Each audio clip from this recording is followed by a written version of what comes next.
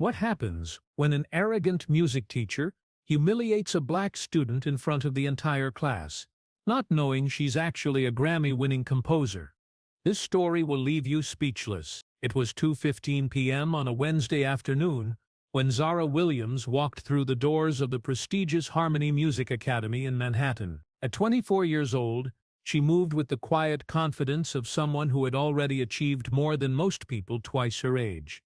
But she dressed simply: jeans, a comfortable sweater, and sneakers that had seen better days. To anyone watching, she looked like what she was trying to be: just another student looking to improve her craft. The Harmony Music Academy was known for its exclusivity, its expensive tuition, and its reputation for producing classical musicians who went on to perform with world-renowned orchestras. The building itself was intimidating: marble floors, crystal chandeliers, and walls lined with photographs of famous alumni who had graced stages from Carnegie Hall to the Vienna State Opera. Zara had enrolled in Professor Richard Whitmore's advanced composition class, not because she needed the instruction, but because she wanted to understand how classical training was taught to young musicians. She was working on a project that would bridge classical and contemporary music, and she believed that experiencing the traditional academic approach would inform her work.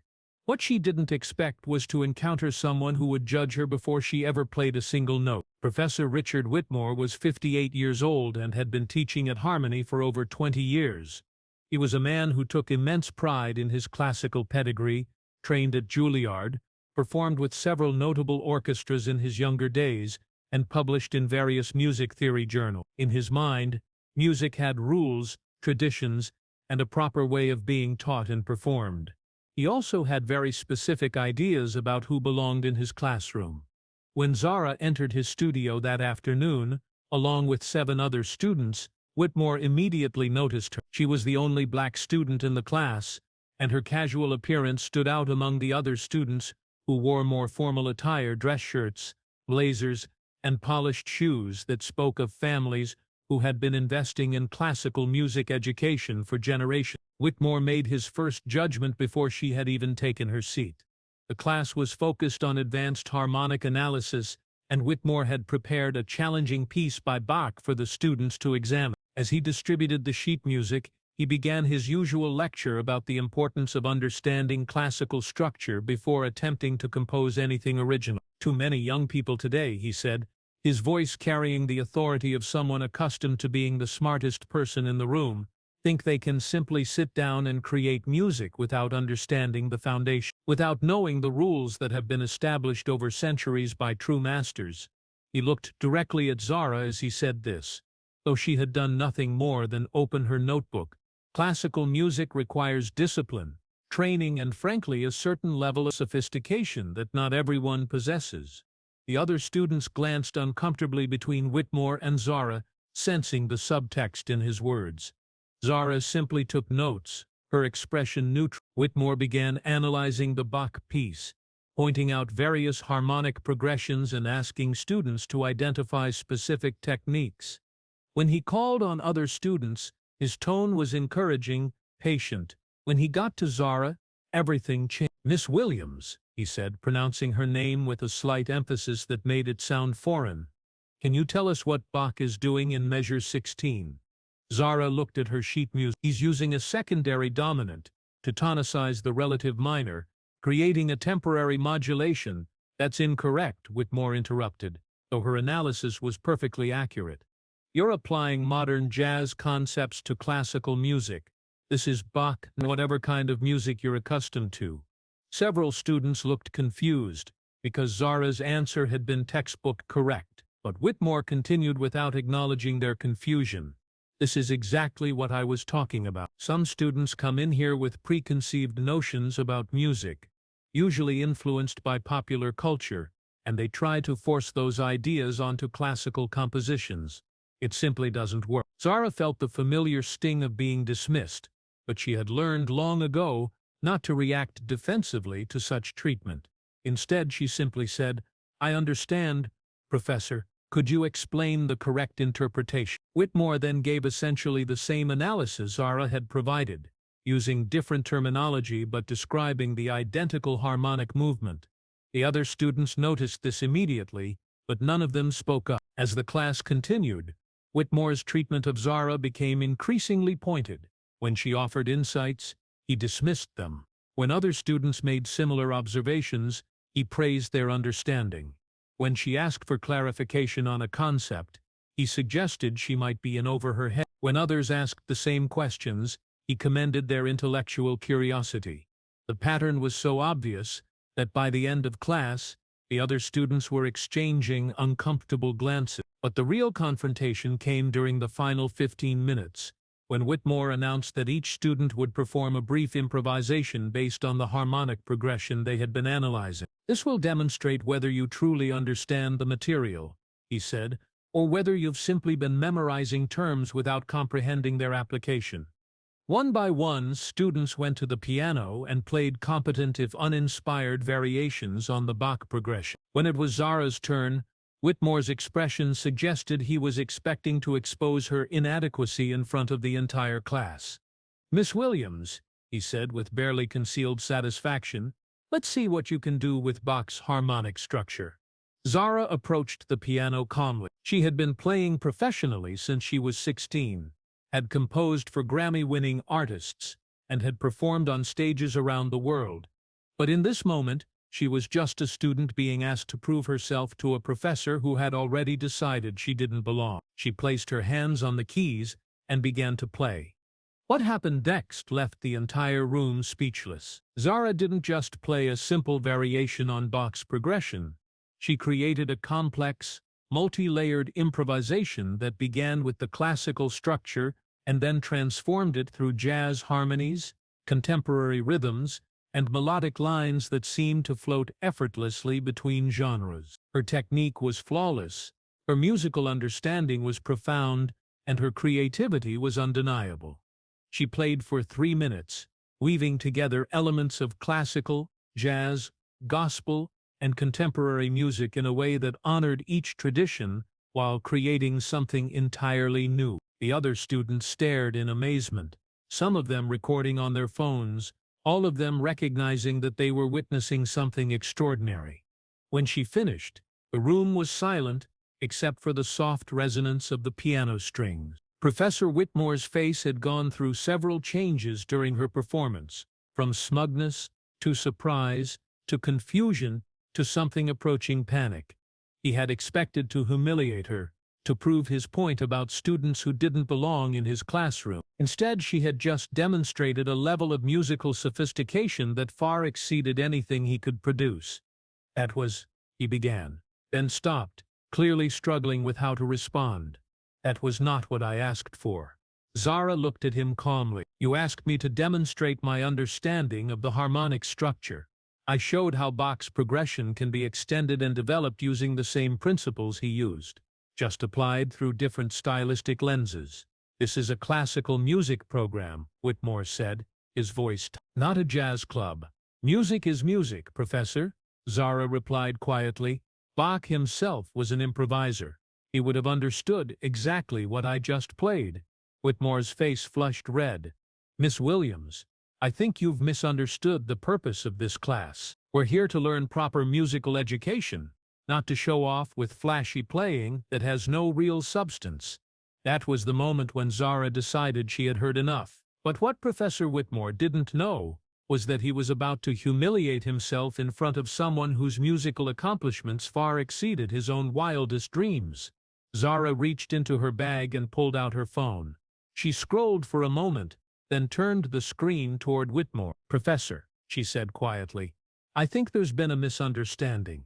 On her phone screen was a photograph of her holding a Grammy Award, standing next to some of the biggest names in contemporary music. The caption read, "Congratulations to Zara Williams, winner of Best Contemporary Classical Album, for her groundbreaking work bridging classical and modern musical tradition." Whitmore stared at the phone, his face going through a rapid series of expressions: confusion, disbelief, recognition, and finally, horror. "I won this Grammy last year," Zara continued, her voice still calm and measured, "for a composition that did exactly what I just played for you.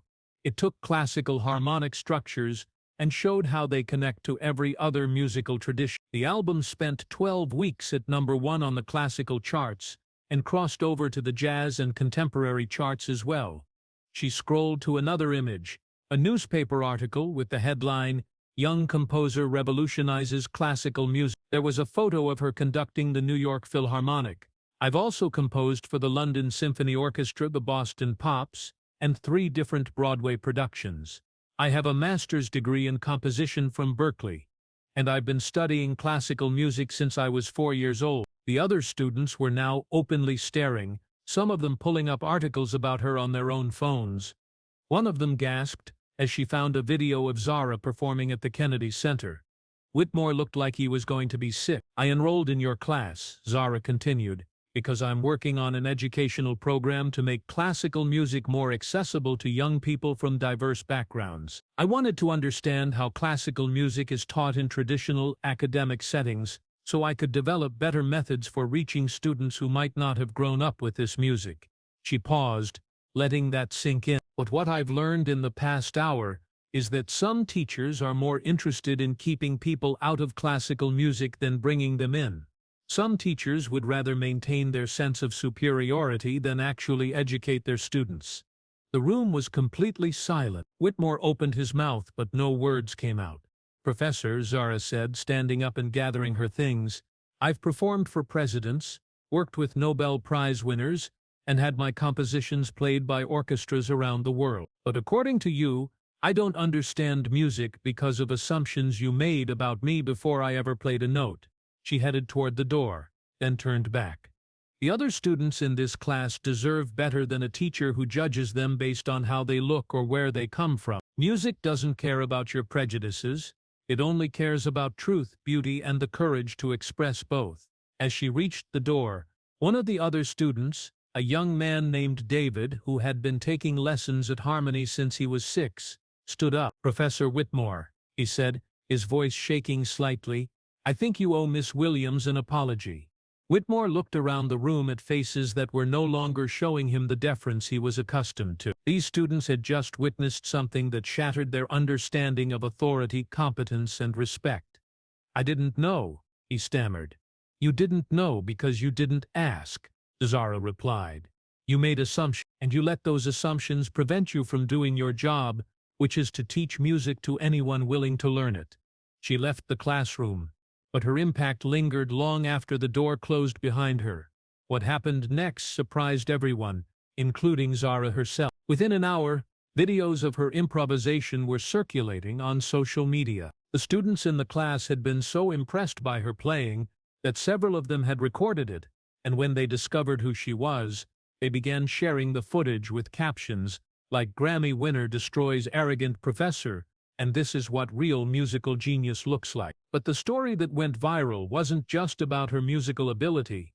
It was about the way she had been treated by Professor Whitmore, and the way she had responded with dignity and grace rather than anger or retaliation. David, the student who had asked for an apology, posted a detailed account of what had happened in the classroom, describing how Whitmore had dismissed Zara's correct answers and treated her with obvious bias. Other students corroborated his account, and soon the story was being picked up by music blogs, educational websites, and major news outlets. The hashtag Zara Williams Challenge began trending, with musicians of all backgrounds sharing videos of themselves playing classical pieces with contemporary influences, celebrating the kind of musical bridge building that Zara represented. But the most significant response came from within Harmony Music Academy itself.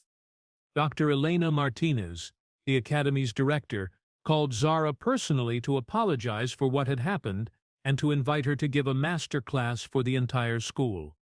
When Zara hesitated, Martinez made it clear that this wasn't just about public relations.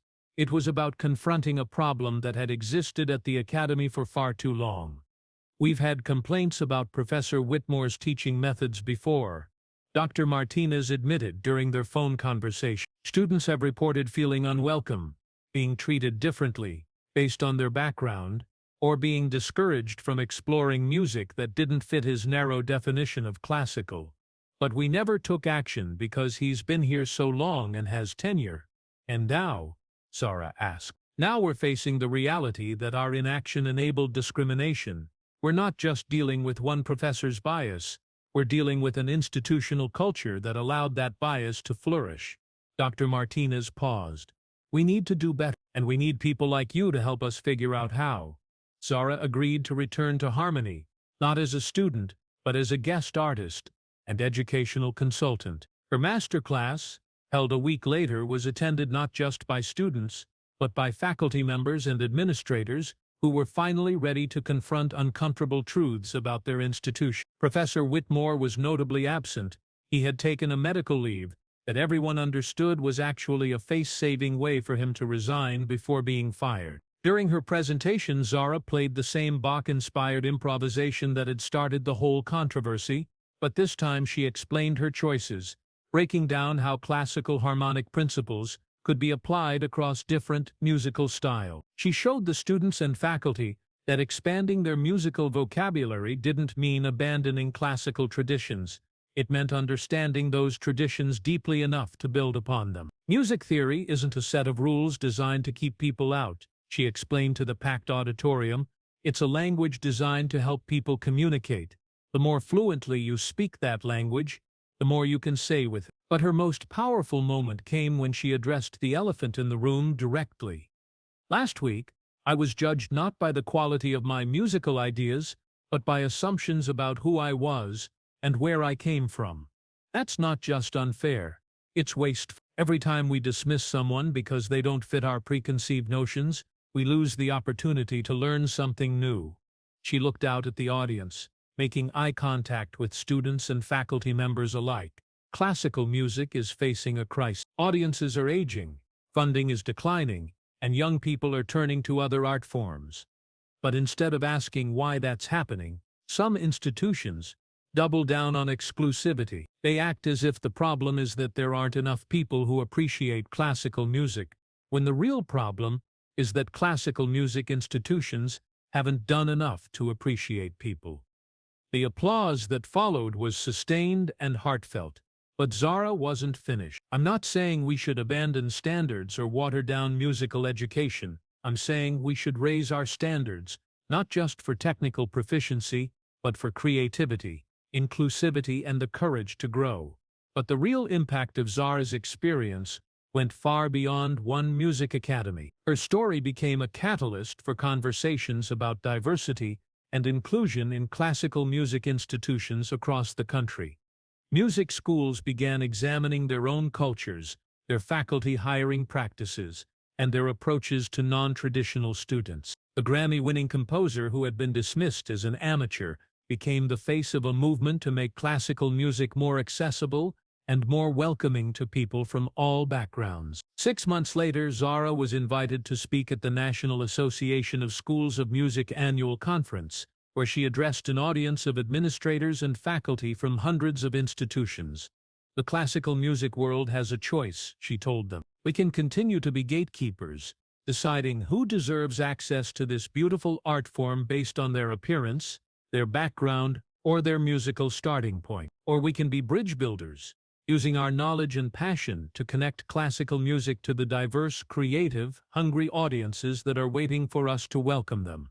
She paused, looking out at faces that represented the future of musical education. I chose to walk into Professor Whitmore's classroom because I believed in the value of classical music education. Despite everything that happened, I still believe in it, but I also believe we can do better. We must do better. The standing ovation lasted nearly 5 minutes. Professor Whitmore, meanwhile, had quietly retired from teaching. His departure from Harmony was handled discreetly, but word spread through academic circles about what had happened. Other institutions where he applied for positions found reasons not to hire him. He never publicly apologized to Zara, but she didn't need his apology. She had already moved on to more important work, building the bridges that would ensure other young musicians wouldn't face the same prejudices she had encountered. Harmony Music Academy, under Martinez's leadership, implemented new diversity and inclusion initiatives, revised their faculty training programs, and established a scholarship fund for students from underrepresented backgrounds. They also invited Zara to join their board of directors, making her the youngest board member in the Academy's history. The Academy's transformation wasn't immediate or perfect, but it was genuine. Applications from diverse students increased by 300% over the following year, and the school's reputation shifted from exclusive to innovative. David, the student who had first stood up to Professor Whitmore, later said that witnessing Zara's grace under pressure had taught him more about courage and integrity than any textbook ever could. She didn't destroy Professor Whitmore, he reflected in an interview months later. She exposed him. But more importantly, she showed all of us what real musical authority looks like. It's not about putting people down or protecting your territory. It's about lifting music up and making it accessible to anyone willing to put in the work to understand it. The viral video of Zara's improvisation eventually accumulated over 20 million views across various platforms. But for Zara herself, the most meaningful response came from the young musicians who reached out to her. Kids from all backgrounds, who had been told they didn't belong in classical music, who had been made to feel that their musical instincts were somehow wrong or inadequate. "Your story gave me permission to be myself in music class," one high school student wrote to her. "I stopped trying to fit into someone else's idea of what a classical musician should look like." That, Zara realized, was worth more than any Grammy. The real victory in this story wasn't in the moment Zara revealed her credentials or in Professor Whitmore's humiliation. It was in the institutional changes that followed, the conversations that started, and the young musicians who felt empowered to pursue their passion without apology. Because that's what happens when someone refuses to be diminished by another person's prejudices. They don't just defend themselves, they create space for everyone who comes after them. And sometimes, just sometimes, that space becomes a bridge that transforms not just individuals, but entire institutions, and opens doors that were never meant to be closed in the first place.